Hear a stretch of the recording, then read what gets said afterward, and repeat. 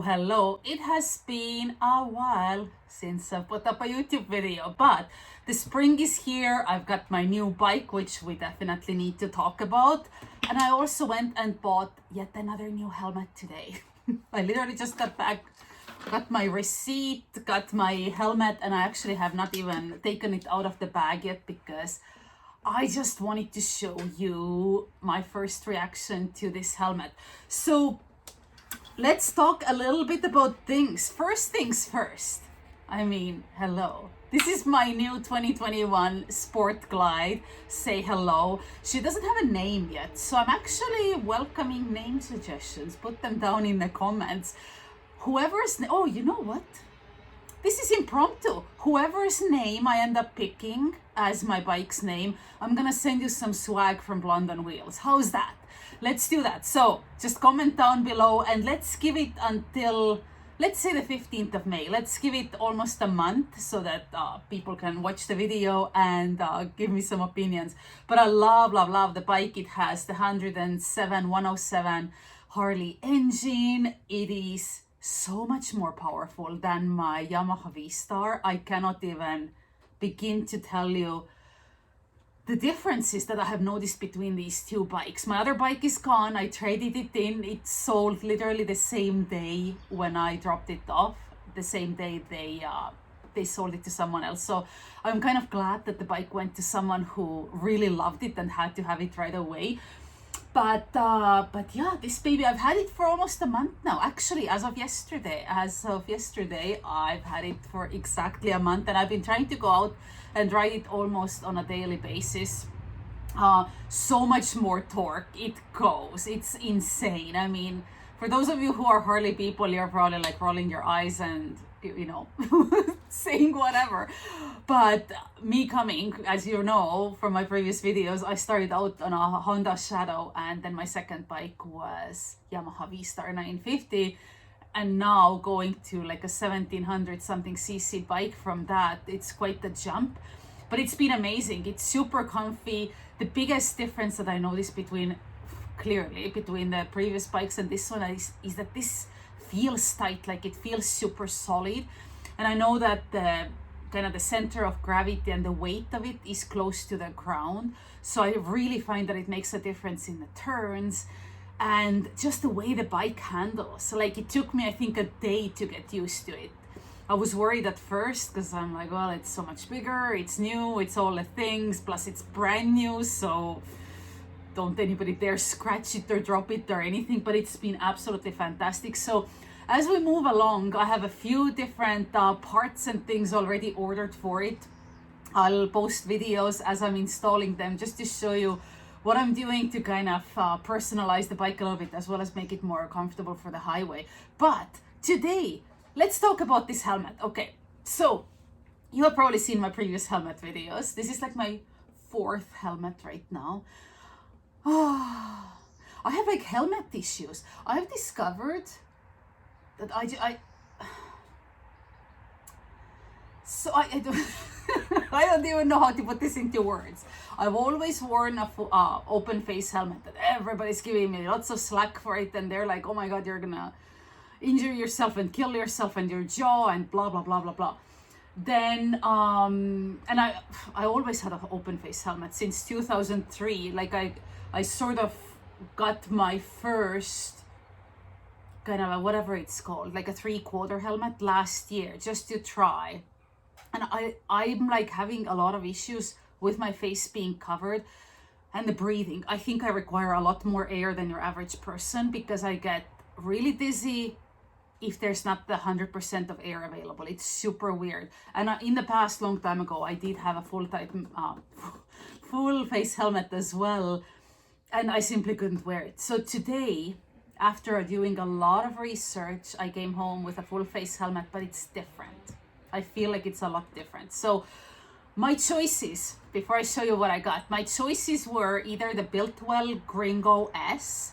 I was basically looking for a retro helmet that would have a large opening but still have something in front of the chin. So Biltwell Gringo S was one of the choices. The second one was the AGV X3000. Then the Torq T1. And then there was one more, which I now forget all about. So, but that's okay. So basically these three were like my top three. And I went to our local motorcycle shop. It's called Spunky's Motorcycles here in Coombs, BC, Canada. And they had the AGV X3000 in stock. That does not fit my head at all. So I'm not gonna even talk about it. That was like, we tried all these different sizes and it was like not good. But then they had this one in my size at half price. Hello. So, ta-da-da! This is my Torq T1 retro helmet, and check it out. So they didn't have a box for it or anything like that, I guess because it was a clearance or sale item, whatever, doesn't matter, I don't need the box. But it comes with this backpack type of a thing, which is quite nice actually. And here's the helmet itself. I'm gonna come a little bit closer to show you guys. So, I know I'm gonna look like a Sputnik or something like from the space, but let me show you why this I think is gonna work really well for me. Fourth time the charm, right? So, I haven't even taken off all these things. So, let me... You guys are the first ones to see this coming off. It's so static. Dun, dun, dun.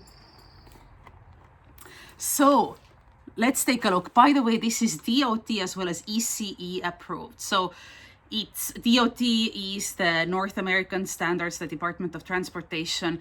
ECE is the European Union. So, this goes beyond the requirements that are required in North America for helmet safety. I was really excited about that. So, yeah, you can even see it on the back here. DOT and ECE. So, where do I start? It has a lot of vents. Venting is good for somebody like me because of some of the issues I'm experiencing in general. 2 of them at the back, well, actually 4 total. And in the front, you have the ones in the chin part as well as up on top here.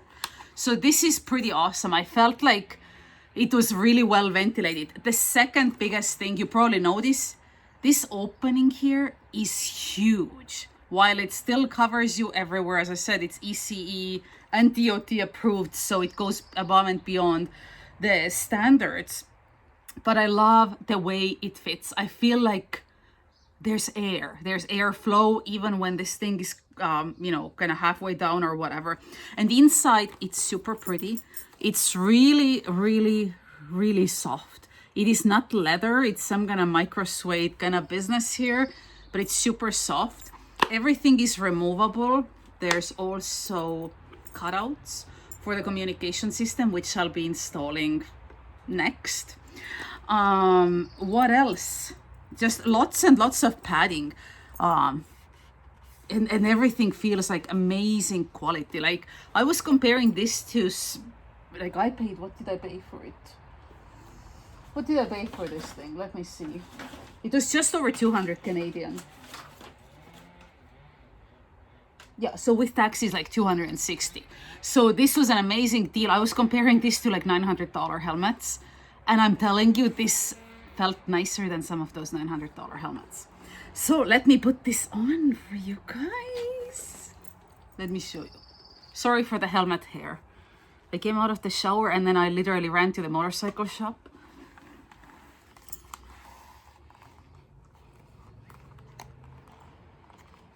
I haven't found like the ideal position for it, but do you see how much it's open? Like I could probably drink out of it if I need to, but at the same time, that's the profile.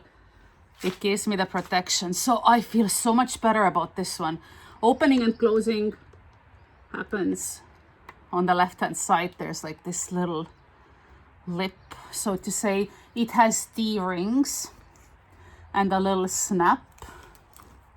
Somewhere recently I was reading that the D-rings are the preferred safer way to go versus like the whatever, the quick release. I have a quick release on one of mine and I was always wondering if it's a good thing or not. But here it is.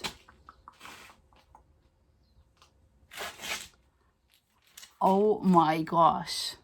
This just might be the helmet that's gonna work for me. So, hello static, all the good things. But yes, I ended up going with a size medium. My head is 57.5 centimeters around, and I went with a medium, which is made for 57 to 58. So I was right in that range, so that worked out really well for me. All right, and here is kind of a closer look of the front for you guys. A little bit of a kind of a imitation leather detailing there. The logo, and that's what it looks like.